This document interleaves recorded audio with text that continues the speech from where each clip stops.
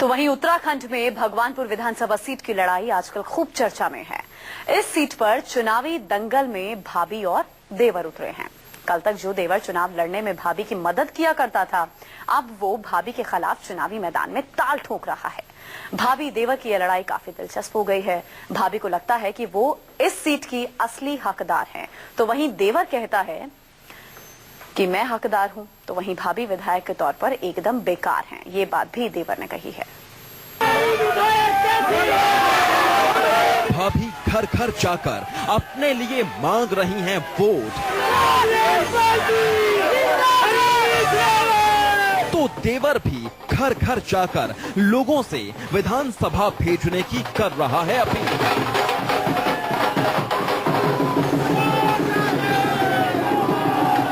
उत्तराखंड में यूं तो सभी विधानसभा सीटों पर वोट के लिए घमासान मचा है, लेकिन हरिद्वार के भगवानपुर विधानसभा सीट की लड़ाई बहुत दिलचस्प है। यहाँ भाभी देवर में छिड़ गई है जंग। एक ही परिवार के दो लोग अलग अलग पार्टियों से चुनावी मैदान में उतर आए हैं। अब ये राकेश परिवार जो था, अब तो स्वर्गीय श्री सुरेंद्र राकेश जी का परिवार की लड़ाई है और सुबोध राकेश की लड़ाई है। सुबोध राकेश ममता राकेश को अपने परिवार का हिस्सा मानते ही नहीं। यदि वो राकेश परिवार का हिस्सा मानते तो आज ममता राकेश के सामने चुनाव लड़ने के लिए हरगिज तैयार न हो। परिवार की बात इस क्षेत्र की जनता देख रही है कि परिवार में कौन सक्षम है इस क्षेत्र को आगे बढ़ाने के लिए, कौन सक्षम है यहाँ पर रहने वाले सर समाज को सम्मान देने के लिए, और कौन सक्षम है स्वर्गीय सुरेंद्र राकेश जी के सपनों को पूरा करने के लिए। देवर और भाभी दोनों अपना दम दिखा रहे हैं। भाभी को लगता है कि वो सिटिंग विधायक है और उसकी जीत पक्की है, तो वहीं देवर को लग रहा है कि भाभी के मुकाबले उनका पलड़ा भारी है। देवर भाभी दे रहे हैं एक दूसरे को टक्कर, एक दूसरे के खिलाफ कर रहे हैं जमकर बयानबाजी। राजनीतिक स्वार्थ इस कदर हावी हो चुके थे कि वो मेरे सामने चुनाव लड़ने के लिए तैयार हो गए।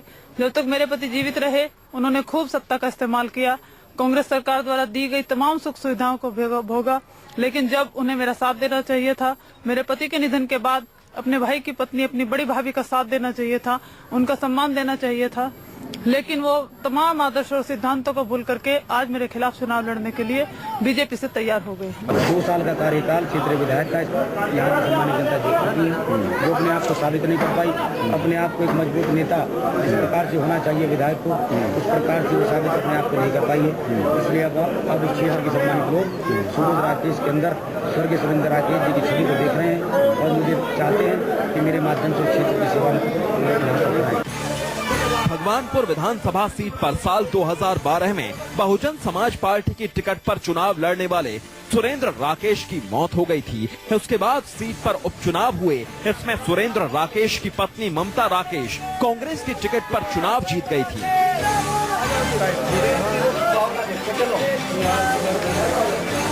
अब 2017 के विधानसभा के चुनावों में सुरेंद्र की पत्नी और भाई सुबोध राकेश दोनों आमने सामने हैं। सुबोध का कहना है कि वही सुरेंद्र के असली वारिस हैं। इस वजह से उन्होंने कांग्रेस से टिकट मांगा था, लेकिन टिकट न मिलने से नाराज होकर वो भाजपा में शामिल हो गए और भगवानपुर सीट से जनता उन्हें चुनकर भेजेगी। पूरा करने का, मेरे परिवार को सम्मान वापस करने का 1.5 साल तक हमने इंतजार किया, लेकिन हरीश रावत ने कोई वादा पूरा नहीं किया। 1.5 साल इंतजार करने के बाद जब क्षेत्रीय विधायक स्वर्गीय सुरेंद्र राकेश जी की धर्मपत्नी होने के नाते भी वो उनकी आवाज को नहीं उठा पाई, अपने सम्मान के लिए आवाज नहीं उठा पाई, तो स्वर्गीय सुरेंद्र राकेश जी के सपनों को भी दफन करा दिया हरीश रावत के साथ मिलकर। तब हमने ये निर्णय लिया कि इनके साथ चलकर हमारा सम्मान बचने वाला नहीं है, क्षेत्र में विकास होने वाला नहीं है। हरीश रावत ने इस उत्तराखंड में लूट मचाई करने के अलावा कुछ नहीं किया है, मात्र घोषणा करने के अलावा कुछ नहीं किया है। भाभी और देवर दोनों ही खुद को भगवानपुर सीट का असली वारिस मानते हैं। फिलहाल ममता राकेश इस सीट से मौजूदा विधायक हैं और उन्हें उम्मीद है कि जनता एक बार फिर उन्हें विधानसभा भेजेगी। अब इस बात का जवाब जनता देगी। जनता के दरबार में मेरा मुकदमा है, इस मुकदमे का फैसला सम्मानित जनता को करना है। भगवानपुर सीट हरिद्वार जिले में आती है। यहाँ करीब 1,16,000 वोटर हैं। इनमें 40,000 मुस्लिम वोटर हैं। 30,000 से ज्यादा दलित वोटर हैं। यही दोनों उम्मीदवारों की किस्मत तय करते हैं। भगवानपुर सीट की लड़ाई अहम ही नहीं, दिलचस्प भी बन गई है। एक ही परिवार के 2 सदस्य अलग अलग पार्टियों से अपनी किस्मत आजमा रहे हैं। देवर खुद को काबिल मानकर भाभी से उनकी सीट जीतना चाहता है। भाभी को लगता है कि इस सीट पर उनका हक है, लेकिन इस लड़ाई में असली रोल तो जनता का होगा। भाभी और देवर में से वो किसी एक को विधानसभा भेजेगी और तभी तय होगा इस सीट का असली वारिस कौन है। वरुण सिन्हा, हरिद्वार, न्यूज़ 24।